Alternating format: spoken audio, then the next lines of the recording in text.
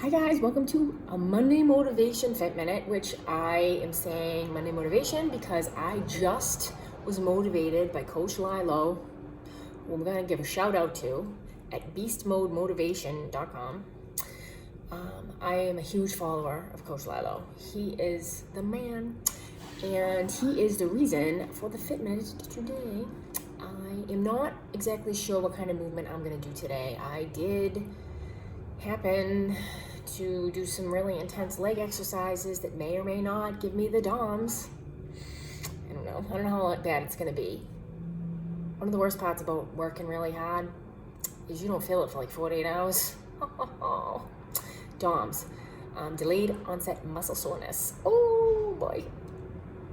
Legs are the worst for me because when I really go hard on my legs, I feel almost drunk. It's like this really depleted feeling. It's my beautiful friend, Margaret Belanger, photographer, came to my house once and I had done maybe the hardest leg workout of my life, and I was so embarrassed that I was just not my best self. And on a side note, please hire her to do some photography for your family because she's wonderful. I've known her she's amazing. So anyway, okay, so I bring up Coach Lilo today because I follow Coach Lilo just like I follow Cardillo, just like I follow ANC, just like I follow Edelman, and I follow all of these figures because they're motivating. Edelman's a good example because we have Coach Lilo, we have Edelman. I also follow Tibetan Tattoo Inc. and Tibetan Arts and Healing in Salem, and I follow Noah Levine.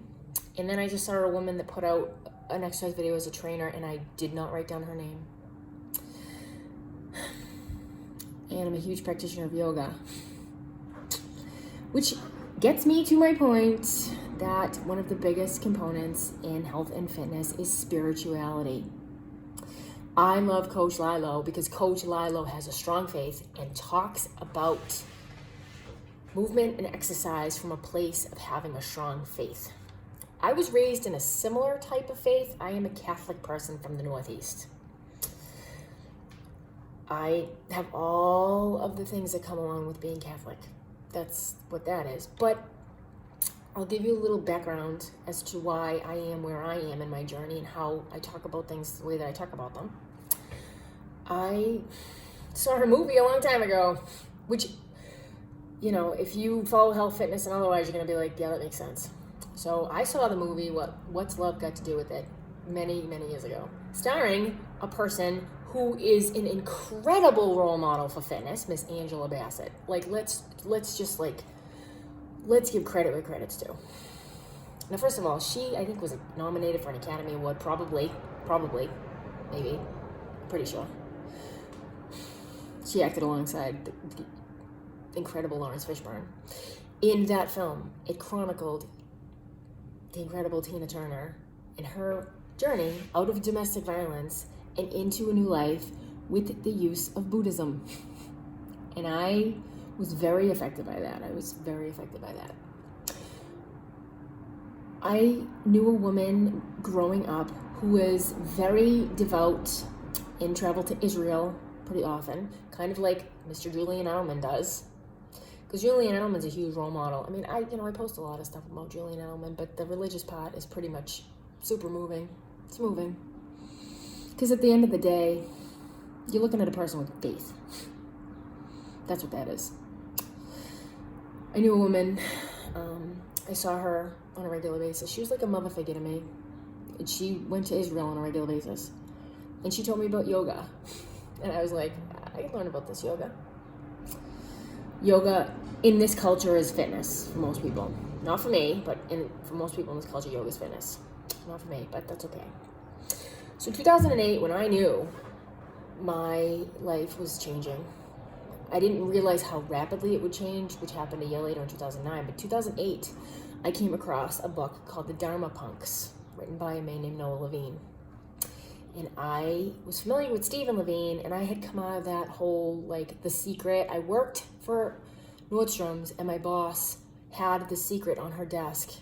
And she was one of the fakest people I've ever seen in my life. I was like, wow, inauthenticity. Thinking if you read The Secret, you're going to think about a car and the car's going to drive up to you, and that's not what that's about. But The Secret is about law of attraction, because I landed at Nordstrom's. And I became friends with probably the best makeup artist in the state, the whole state. Her name's Tori. She's the counter manager at MAC, at Macy's in Downtown Crossing. She is the best makeup artist in the area. And she's also highly motivating because she's really, really good at fitness. I saw her one day after years and years and was like floored because she was gorgeous and just, you could tell that she had worked so hard. So she deserves all the credit she can get. And also, if you need any good makeup, that's where you go. Because MAC is one of the best lines you could buy. Almost as good as Tom Ford. I make jokes, I know. I know. So I read Noah Levine. And in 2009, in 2010, I had my own little Job situation. Because if you're familiar with the Bible and you're familiar with a gentleman named Job, Job loved God.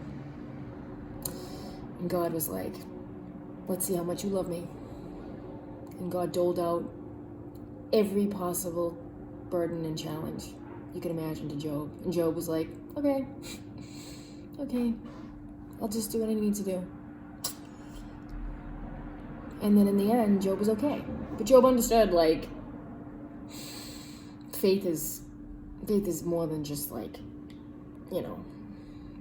the external. So 2015, I got this, like, really nice tax return. It was, like, better than I expected. 2015, whatever weekend it was that we got, like, walloped with 15 inches of snow. So I get this tax return, and on a Friday, I leave my job at Salon Concepts and I drive to Stockbridge. And I spend the weekend with Dr. Joyce Baransenko, who's a neurobiologist, who talked about getting your groove back. It was something about, like, changing your brain. Dr. Wayne Dyer always said, if you change the way you look at things, the things you look at change. I'm not talking about him right now. That's like an hour right there. Talk about Dr. Wayne Dyer. You want to change your life? That's a man whose writings and words will put you on a path to make changes. Because the outside doesn't change until you change the inside.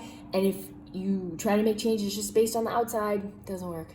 So I go out to Dr. Joyce Baransenko, and we get 15 inches of snow in Danvers, and they offer us this deal that we can stay for, like, extra days. So for, like, no money, I stayed at Capalo for 5 days. 5 days. It was awesome. A couple things that I took from that trip.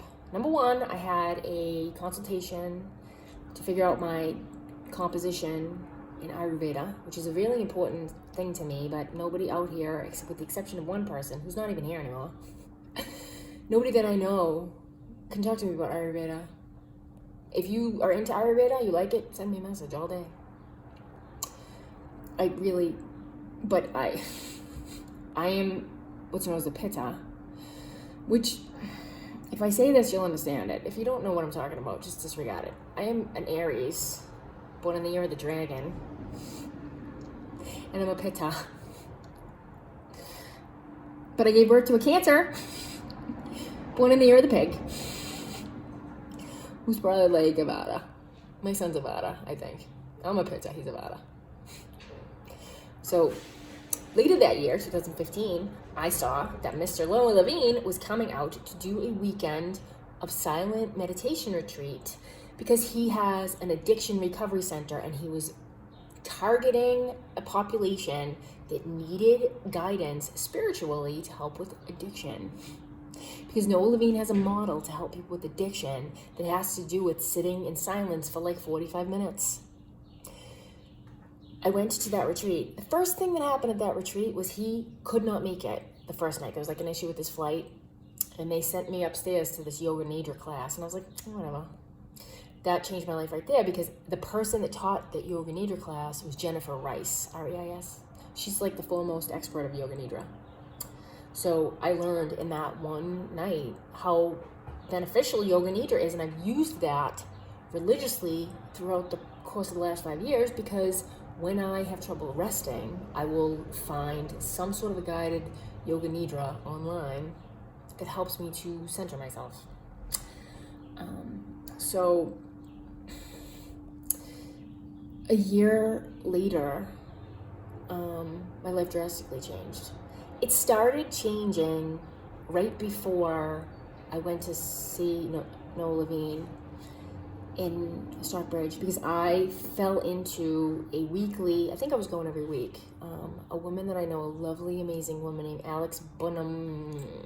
I'm not saying her name correctly. I apologize.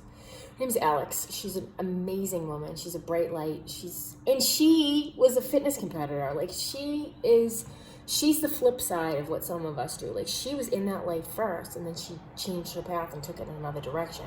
She would do this meditation on a weekly basis. We'd go to Karma. I think it's Karma. We would go to whatever's next to the Trinet bookstore on the 3rd floor on Newbury Street and do this meditation system where she would give us a guided meditation, and then we would have group Reiki. And I became a Reiki master in 2009, so that's important to me. So I would always feel just really, really incredible afterwards. And I think at one point we went to see her at the Karma Club in Harvard Square, which is like an incredible, like heaven on earth place, because there's not a lot of places like Apollo. I moved to Danvers in 2015, and I tried many different places. The only place I felt at home at was Barefoot Yoga Shala up in Middleton. Jenny, and I can't say her last name because I'm a terrible person. Jenny, who runs both this beautiful, amazing yoga studio, and she's a teacher of teachers. She's a teacher trainer. She's incredible. So here I am, 12 minutes talking about like my own journey. One of the best gifts of my entire life is the fact that I have amassed a group of friends that are all from different faith backgrounds. One of my best friends, she is on Ramadan right now. Ramadan Kareem, my love. I have a really, really strong connection with some of the people in the Tibetan community, which is an incredible gift for me. I have a wonderful new friend from Cambodia. He's incredible. One of my best friends is in Canada. He's from a country named Burkina Faso. He's one of the best people I've ever met in my life. My son is an altar server at church. Coach Lilo is Christian. One of my best friends, I'll call her my best friend. She's like, I haven't seen her in a long time, but I love her. She's incredible. She lived in the community that I lived in Danvers. She's Christian. One of my other friends who came from the South, who has 2 of my favorite kids in the world, they're Christian. And, like I talked about Mr. Edelman, he's Jewish. One of my best, most beloved friends went to Israel last year? I don't know. And then there's the community that I kind of reside in sometimes. My spirituality, faith, and otherwise is my personal thing. I don't proselytize. I remember going to something where there was the Tibetan community was doing a talk, and they don't proselytize. Buddhist people don't proselytize. If I'm saying the wrong word, I apologize. They don't proselytize. Some people do. That's what they do. I'm on a journey. I have no idea where I'm going to end up. I could end up being a Mormon someday. We live in a state where our governor was a Mormon, and there's a temple on the top of like the hill on Route 2. And one of the women I grew up with, who is the bravest and strongest and most incredible women I have ever known in my entire life, is in that faith.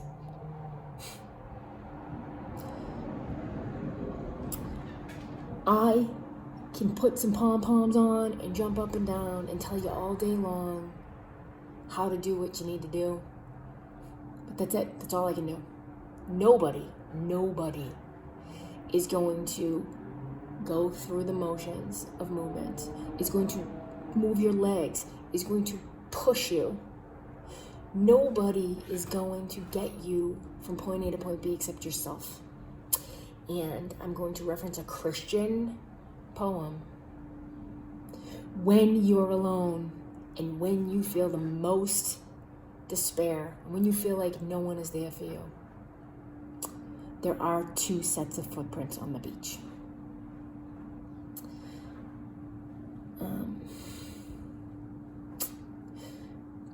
This is probably the hardest time that most of us have ever faced.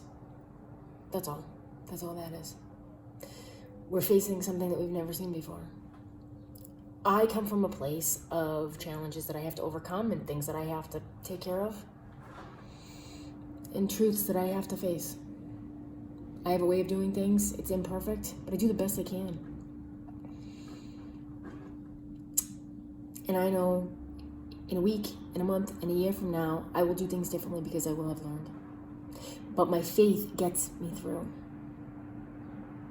And I love the fact that the faith of those around me affects me in a positive way. I get messages every once in a while from a person. I'm going to end on this, but don't tell her. If you know all of us, you'll know. Don't tell her. I have a friend who is like devout. I made a comment when I sent her a message. I was like, you're like Mary, I'm like Mary Magdalene. She is one of my best friends. I'm going to say it, I don't care. Mi amiga favorita. I'm so blessed to have her in my life. Her mother would be so proud of her. Like, really. Her sister's more like me, but her mother would be so proud of her. Because she is a bright light. She, every once in a while, will just send me a message and share things with me. Things that make me feel better. She lifts me up. She spoke with me one time about wanting to spread the word of God. And I was like, you got this. You'd be good at it. Because she has a quality about her that radiates kindness and gentleness and care and compassion and empathy. And those are the things that like motivate ya. Those are the things that make you want to do better. That's all. All right, I have to go take an exam now. I want all of you to have an awesome day. Compassion, mindfulness, radical acceptance, loving kindness. Just, I don't know, do the best you can. We are all imperfect. We all make mistakes. This is not, there's no finish line. Life is short. Once this moment's over, you do not get this back. Every person that comes into your life is a teacher. Everything that happens to you is a lesson. Some of us have higher life tuition to pay. Burdens are blessings. Rejection is a gift. Mistakes are miracles. Namaste. And Amor Fati. Love you.